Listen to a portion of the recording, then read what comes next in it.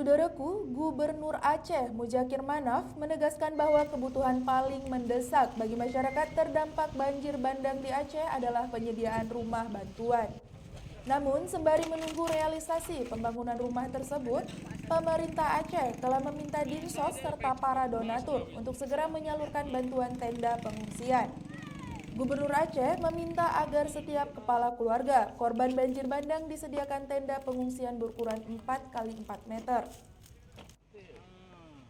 Ia menekankan pentingnya kenyamanan bagi para pengungsi. Terlebih dalam waktu dekat, masyarakat akan menghadapi bulan suci Ramadan.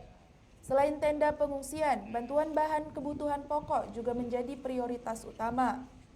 Menurutnya, ketersediaan makanan bagi para korban harus benar-benar terjamin, terutama menjelang Ramadan mendatang.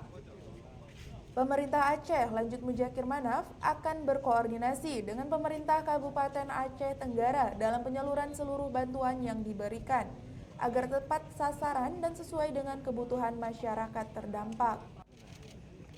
Dalam kunjungan kerjanya tersebut, Gubernur Aceh didampingi Ketua DPRK Aceh Tenggara, Wakil Bupati Aceh Tenggara, Sekda Yusrijal, serta sejumlah pejabat dari organisasi perangkat daerah Pemkab Aceh Tenggara.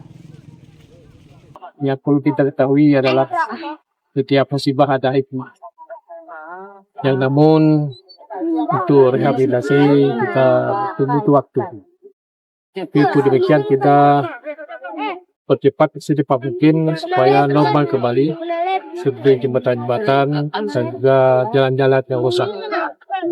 Segera mungkin kita saya pulang ini saya akan lapor kepada dinas terkait supaya dipercepat.